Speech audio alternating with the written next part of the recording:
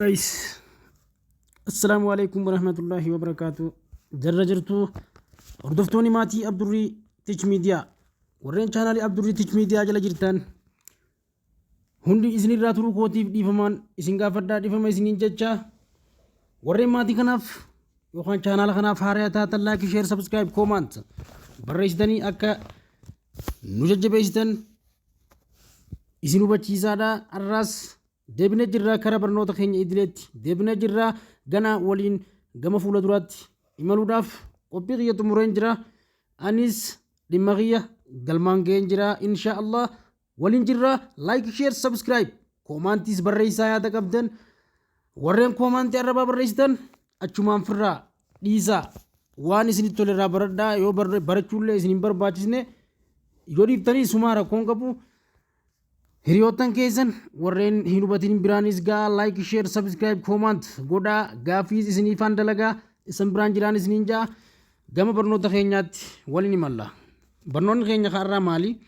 Market structure and the decision of firm. Unit 2 Economics grade 11 Unit 2 Market structure and decision of firm. Okay, hordofa sorry data banaa jira hayyee isinirraa dhufeera hayyee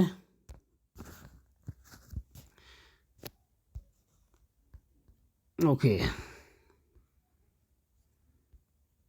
unit tun kana fakkaata unit 2 market structure and the decision of firm. Kana jechuun maali? Caasaa gabayaa fi decision yookaanis furmaata isa keessaa firmi isa keessaa haala kamiin inni kun gaggeeffamaadha. Amma waan biraa miti. Introductioniin kana fakkaata. Introductioniin waan nu barbaachisu hin qabu. Gaddeebnee konseptii irraa tuqannee dabarfanna. Review of market structure. Keessa deebii market structure dha. Ayyee kana jechuun review of market structure and the characteristic ja iddoo kanatti ilaala. Review of market structure and characteristic. Yoo isin mul'annes isiniifaan dabalaa ifaa jechuudha. Sorry haala kanaan isiniif haa mul'atuuf maafi waan biraa miti. Amma hordofaa sirriitti. Wata market structure review of market structure and the characteristic ka jennuun kun jechuudha. Inni maali? Amma fakkeenyaaf jechuudha as jalatti market structurein perfect of competition, monopolistic and what? Competition, monopoly and what? Oligopoly. Isaan kana orderiidhaan ni ilaallaa jechuudha. Oligopoly kuni adeemsa isaati. Kana jechuun caasaa gabayaati. Kun dorgommii maali? Perfect dorgommii maali? Dorgommii muudaa hin qabne yookaanis dorgommii monopolistikiidha jechuudha. Monopolistic competitive market jennee kutaa gadii keessatti barannee turre amma dura jechuudha. Economicsii kudha takka kan duraanii irrattis ilaallee turre. Amma kuni seera haaraan karikulama haaraan qabatee dhufee barnoonni isinii jajjabaachuu mala.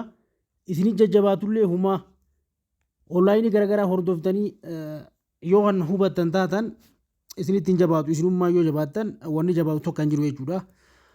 Hayyee seller entry and exit barrier ja inni kun jechuudha. Kun ammoo nature of product maal jechuu barbaade gurgura seensa. Amma fakkeenyaaf gurgura amma kun seller entry and exit barrieriin gurgura jalqabbiidha jechuudha. Fiwaat and exit jechuun gaa dhuma ni beektan bahuu gurgura isaa dhumarratti jechuudha. Isa gurguramuu fi dhumarratti akkaataa inni itti bu'aa inni itti kaa'u yookaanis bu'aa inni fudhatee dhufuun jechuudha. kun maali number of nature of product oomisha maaliiti kun amma gaa uumama kan oomishaa akkamitti oomishni tokko uumamuu danda'a as jalatti steppiin orderiin ilaalla inni kun maali number of seller lakkoofsa amma warra maaliiti baay'ina warra gurgurtoota as jalatti haalaallu kun ammoo baay'ina bittootaa demand and supply kanneen sanii wanti kun waan wal dhabuu hin qabu kun ammoo price dha namuuni beektu asirratti haalaallu fakkeenyaaf haana jechuun amma seller entry and exit barrier jalatti jechuudha no yes ya as jalatti orderiidhaan jira competition monopoly competition monopolistic perfect of competition monopolistic inni dhumaadha oligopoly isa orderiidhaan jira stepping type isaan ilaallaa jechuudha as jalatti kuni maali fakkeenyaaf homogeneous series kana keessatti jechuun homogeneous jechuun ammoo series kana keessatti walitti dhufeenya sorry wantaan isiniif sirreessaa dhiifama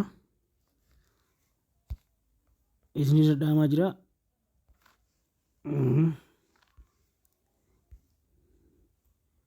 zoom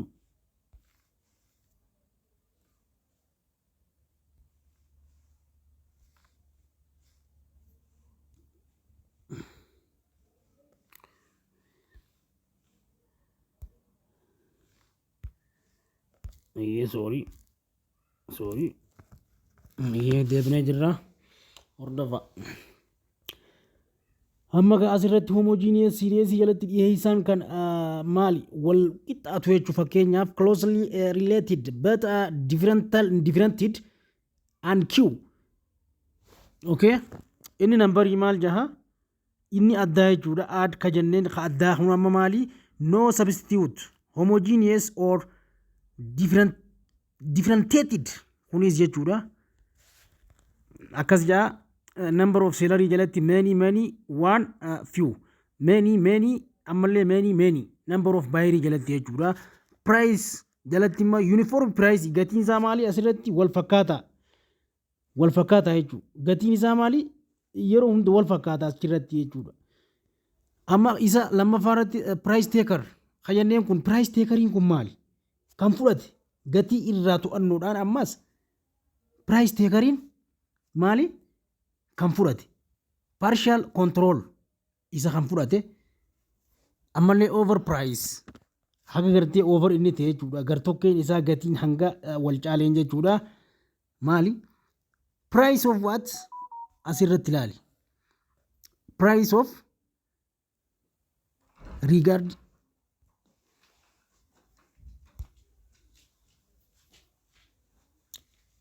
of regard jee haala kana fakkaatuun ni jira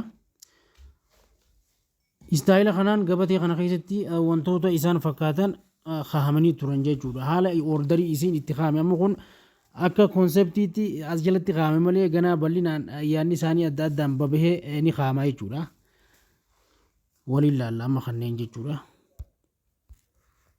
haala kanaan ammas maal ture the correct of sequence of market structure from must have lost cooperative is perfect competition monopolistic competition oligopoly and par monopoly iddoo hanga kanatti addaan bahee ni ilaalamaa jechuudha kana jechuun maali iddoo hanga kanatti bahee maali ni ilaalama tartiiba isaatiin macaasaa gabaa jechuudha asirratti tokkoon isaa halaallu correct of sequence of market structure from must to last cooperative is what perfect competition kainun kana jechuudha inni itti aanu monopolistic competition oligopoly and what per monopoly amma perfect of competition market yaalallu perfect of what perfect of competition market isa jennuun kana haalaallu hot The characteristic of a perfectly competitive market implies that what every firm is insignificant as compared to the market size and the sense of the what the product that is supplies by no means different from the what product supply other firm in the market.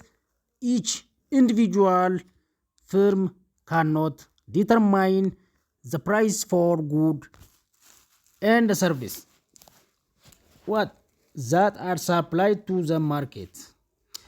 Amma asirratti halaalu tokkoon isaa halaalu amma asirratti tokkoon isaa halaalu amaloonni isaa maal? The characteristic of perfect competitive market implies that every firm is significant. Hajannum kun jechuudha sirriitti hordofi.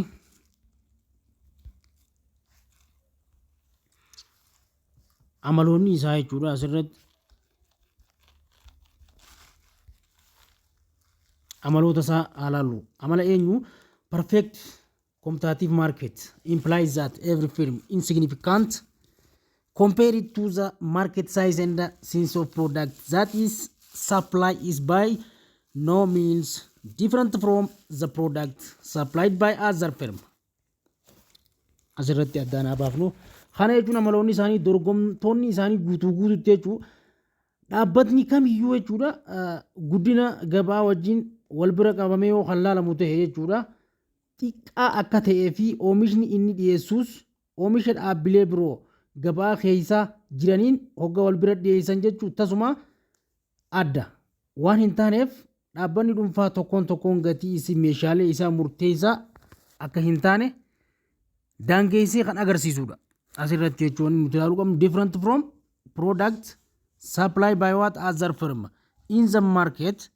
Each individual form of what cannot determine the price of good and the service. Are what firm in the market. Each individual firm cannot determine the price for good and the service that are supplied to the market. Kana jechuun maali? Isaan hundinuu gatii meeshaalee murteessuu irratti akka hin daangooyin yookaan daangaan isaan bira akka hin jirre namuu akkuma mataa isaatti waan fedhe irra haatee jechuun fedhu dabalee fedhu hir'isee kan gurguratu asirratti kan agarsiisu fi tajaajiloonni gabaaf dhiyaatan akka wal caalanis asirratti ni hubatta jechuudha. Inni biraa maali? In this market the price for good and the service tajaajila kennu irrattis jechuudha are determined by what instruction of all consumer and produce in the market. Kunis asirratti ilaalamuu qabu. Kuni maali? Gabaawwan kana keessatti jechuudha gatiin meeshaalee fi tajaajiloonni kan murtaa'u wal nyaatinsa fayyadamtootaa fi oomishtootaatiini. Gabaa kana keessa warreen jiran hundaan kunneen jechuun wal nyaatinsa jechuunis maali? Humnoota fedhii fi dhiheessaatiin jechuudha. Demand and supplytiin laalamaa jechuudha asirratti. Kanaan murtaawaa jechuudha. Wanni isin hubachuu qabdan kanuma. In what? Instruction of demand and supply dhaan jechuudha. Warra dhiyeessuu fi warra barbaadu. Humna isaaniitiin laalamaa. Achiin madaalamaa jechuudha. Every firm is what? Will assume this price given and make its decision accordingly. Jechuunis what? Gabaa kana keessatti jechuunis sana booda maaltu dhaabbanni kamiinuu jechuudha gatiin kun akka kennameefitti fudhatee murtoo isaa haaluma kanaan jechuu ni murteessa namuu mataa isaatiin jechuudha. Akkuma gartee iddoo dhaqee irraatti bitatee dhufetti yoo gatiin itti qaalee asitti ni qaaleeffata jechuudha. Murtee mataa isaa asirratti wanni isin qabdan hubachuu qabdan asirratti dhimma kanarratti murtoo mataa isaa ofuma isaaniitiif kan murteeffatanii jechuudha kun dhimma kanarratti. Demand revenue and cost curve. Kana jechuun maali? Laala asirratti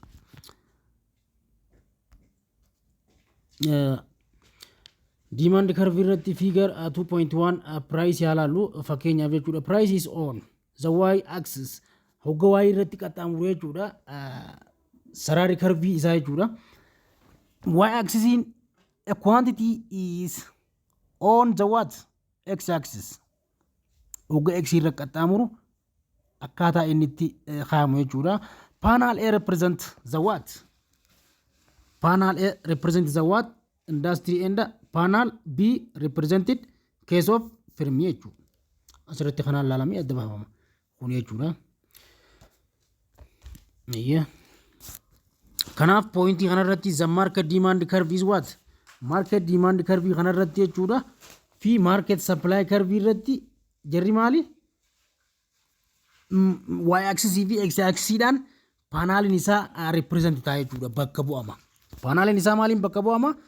Gatii Y irratti jechuudha. Baay'inni ammoo yoo kan siiqee isaa X irratti kan argamu yoo ta'e panelii Aatiin industiriin isaa maal bakka bu'a. Panelii Btiinis dhimma dhaabbata tokkootiin bakka bu'a jechuudha karviin isaa. Kanaaf wanti inni akkasii kun jechuudha asirratti. Furthermore, the point of what? Which market demand and supply curves mali intersect with each other in the what? Equilibrium point. Pointiin akkasii kun jechuu kan inni itti each other ta'e itti walitti dhufee itti wal qaxxaamuru suni maal taha? Supply curve fi demand curvein iddoon inni itti each other ta'e itti wal qaxxaamuru san x axisiin itti wal darbu san jechuudha. Equilibrium jennaan. Equilibrium jechuun bakka wanni hundi baalaansiin hundi itti wal qixxaatu jechuudha.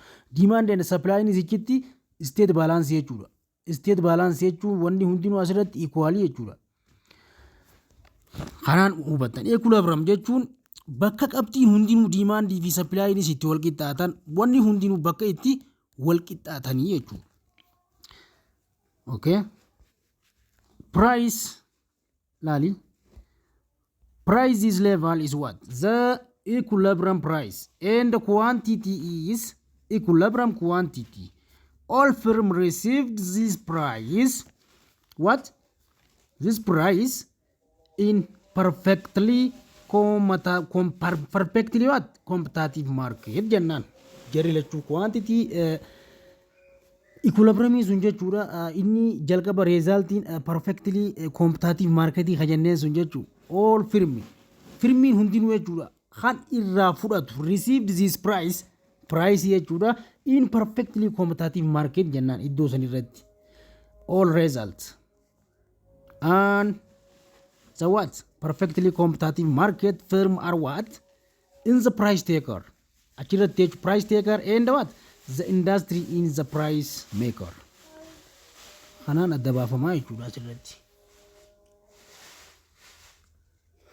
Kanaan adda baafamaa jechuudha. Price taker and price maker. Price maker and price taker jechuun maali? Amma fakkeenyaaf wanti kun asirratti kan fudhatuu fi dhaabbata tokko keessatti jechuudha dorgomaan tokko guutumaa guututti dhaabbilee gatii isaa kana keessatti kan fudhatu yoo ta'u industiriin san price taker immoo gatiin kun kan baasuudhaan isa dhaabbata kana keessaa dhuunfaa isaatiin kabaasu yoo ta'e price maker. Wanti kun maali? Asirratti implies hot na hordofi hot no asirratti jechuudha firm means price maker and price taker.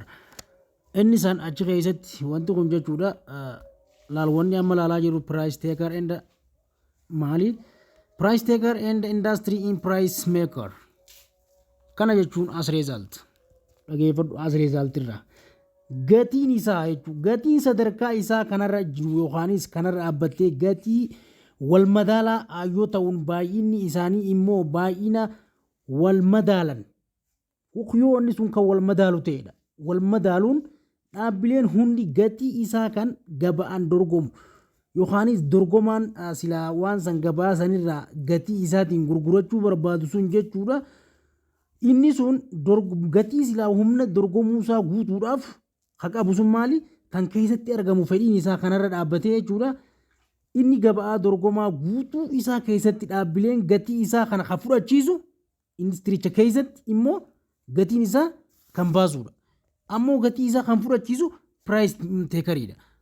Industry in the price taker, price maker achi keessatti immoo kan maal godhu gatii isaa kan baasisudha jechuudha. This implies every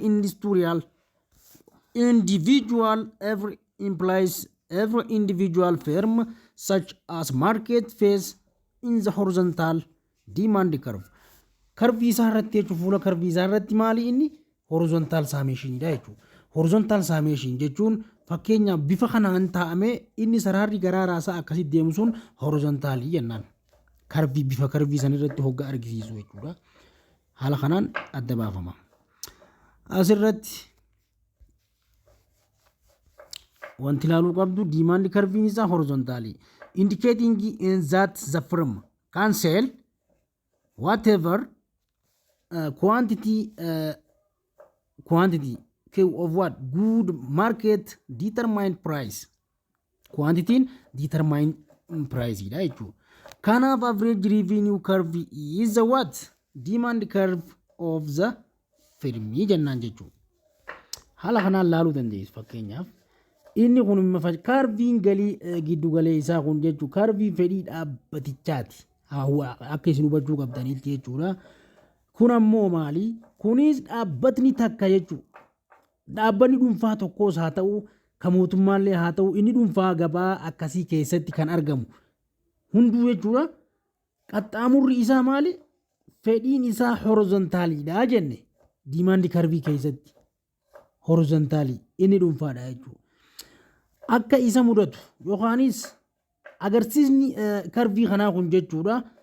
Haala akkasii kanaan dhaabbatichi meeshaalee baay'ina quantity kajanneen san jechuudha. Quantity baay'ina isaa kamiyyuu keessatti gatii isaa gahaan murteessee akka fedhinnaa isaatti kan gurguratu danda'u jenne. Isa wanta takka ifii muree murteeffatee akka irraa wanta silaa itti fide sanii dhaabbatee dhaabbata fedhii irraa fide sanitti gurgurata jechuudha. Asirratti curve isaa ilaallu. Example of curve isaa akkuma isin agartan kanatti isa kana. Price market industry quantity market supply asitti jechuudha. Market supply kana isa ol deemu inni price irraa gad dhufu kun market demand dha. Haala kanaan inni asii kun quantity dha jechuudha. Market dha kun industry. Kun ammoo inni reefuun tana jechaa jirru kun horizontal summation dhaan demand curve kanarratti jechuudha. Market structure isa maal keessatti isa amma laalaa turre kana keessatti jechuudha. Inni kun maali? Horizontal summation kanneen kun saraara isaa kallattiidhaan osoo hin jallanne ka deemu ka jenneen isa kana jechuudha. Isa akkana dhufee akkana deemu kana keessa akkasii qaxxaamuru. Kanaaf inni amma laalaa turre isa kana. Wanni isin hubachuu qabdan jechuudha. Asirratti maali? Curve isaa galii fi baasii curve fedhii kanarratti jechuudha. Haala kanaan paanaaliin isaa bifa kanaan argama. Kun amma maali fakkeenyaaf jechuudha. Quantity demand curve facing single firm isa singiliitii fi market industry determine of market price guutumaan guutuu jechuudha. Isa singilii yookaan isa nama dhuunfaa jechuudha. Isa nama dhuunfaa irratti wanni kun horizontaali demand curve horizontaali kan kun kana. Kun ammoo hawaliiniiti jechuudha. Kan biyyaa wajjin isa biyyaa wajjin irratti haala kanaan market equilibrium x axis fi y axis iddoon itti wal qaxxaamuree pointiin x axis irratti qaxxaamuru sun jechuudha. Equilibrium ka jenneen iddoo kanaa jechuudha. Haala kanaan irratti ilaaltanii hubachuu dandeessan. Kun maal agarsiisa? Curve fedhii maali? Curve fedhii cost curve eenyuti? Kan eenyuti? Perfect competitive market jechuudha. Perfect competition market warra jenneen san jechuudha. Haala kanaan ibsama. Inni biraa maali kan itti aanu bifa kanaan jechuudha. Bifa iskeejiitiin bifa yookaan iskeej hogga jennu bifa gabateetiin hogga laallu jechuudha. Amma kunis firm earn revenue by selling the goods that produce in the market. Okay, inni amma laalaa turre kun jechuudha. Selling of goods that produce in the market. In what? Total revenue. Bifa maaliitiin? Bifa iskeejiitiin hogga keenyu ifuma reefuun tana gabatee irratti akkasitti ibsaa turre san iskeej karbiidhaan hogga laallu jechuudha. X axis ammaas jalatti halaallu. 1 2 3 4 5 10 jee price P jalatti ni jira asitti jechuudha. Price jalatti total revenue in birri gatiidhaan hogga laallu jechuudha. As jalattis ni jira 0 10 20 30 40 50 haala kanaan marginal revenue birri haala isin ammaa as jalatti argaa jirtan kanaan minus 10 jee bifa iskeejiitiin ni kaa'e jechuudha. Isuma bifa iskeejiitiin kaa'e kana as jalatti halaaluu fi total revenue curve plot the quantity sold or output the x-axis. Inni quantity yookaanis total revenue curviin kun jechuudha. Curvii isaa plootii irratti quantity hammi isaa yookaan quantityin isaa kun sold hogga gurguramu output on the x-axis irratti jechuudha. And the revenue earned on what? On what? The y-axis. Y-axis irratti. Figure 2.2 fakkii 2.2 irratti laalaan jechaa jira. Show laala. Fakkii kanarratti laalaan show that total revenue curve a firm. What? Isa revenue total revenue curve irratti laalaa. Ammallee the curve is what? Actually straight line. Sarara straight line irratti jechuudha. Straight line sarara inni irra deeme irratti jechuudha. Straight line because the firm is price taker. Straight line kun jechuudha. Fakkeenyaaf maali? Price takeridhaan hunjee. Akka ani isiniin jee sanidha. Kareefu isiniin jenne sanitti jechuudha. Price taker irratti gizee waan takka jechuudha akkuma barbaaddetti maal gootu jenne gatii dhaabbataa yookaanis gatii tokko haala dorgomaan tokko waan tokko fudhatu waan tokko gurguratu keessatti akkuma ofii barbaadetti jechuudha kan agarsiisu jenne inni sun maali gatii isaa baasisuu irratti jechuudha. Kun ammoo gatii isaa baasisuu irratti meekar jenneen inni immoo gatii isaadha ammaas deebi'ee dorgomaan tokko gatii isaa haala silaa barbaadeen indaastirii takka keessatti haa fudhatu. Gatii isaa maal godha? Ni fudhata jechuudha price taker irratti in market asirratti sababa inni wanta price isaa san fudhateef straight line isaa maal ta'e akka isin agartan kanatti ni ilaalla 2.2 irratti laaluun jechaa jira. Sababni inni price taker ta'eef wanna inni price isaa san haala barbaadeen wanta fedhii isaatiin muree murteeffateef jechuudha. Constant price is what? Make of total revenue curve is what? Straight line. Pricing ammoo constantidha. Inni constantii ta'e pricing constantii ta'ullee total revenue curve straight line akkuma reefuutti sarara qajeelaadhaan sararamee argamee jira. Haala kanaan laallee kutaa itti aanu waliin laallaa inni total revenue inni amma laalaa turres isa kana jechuudha. Kun ijaan laaltaniifis wanta isiniif galu total revenue steepii kanaan jechuudha. Straight line kan jenneenis isa kana kunis quantitiinis kun beekamaadha jechuudha. Karviin bifa akkanaatiin kaa'ama. Karvii kanatti straight lineidhaan sararri total revenue inni kaa'ame isa amma isin argaa jirtan kana jechuudha. Haala kanaaf sababa inni marketii keessatti price takerii waan ta'eef nje kanaaf total revenue perfect competitionis isa kana fakkaata. Barnoota biraa gizee biraa perfect haala amma isin argaa jirtan kanaan barnoota biraa qabannee walitti deebinaa. Like, share, subscribe, comment godhuu hin dagatinaa. Haala kanaan nu jajjabeessaa isiniin jennaa. Gizee dhufe example kanas jala kanas sirriitti dalaynee waliin dabarfannaa. Barnoonni keenya kan irra asumaan xumuramaa. Barnoota biraa qabannee haga walitti deebinutti nagaan nu turan afeerraa keenya nagaan nu tura.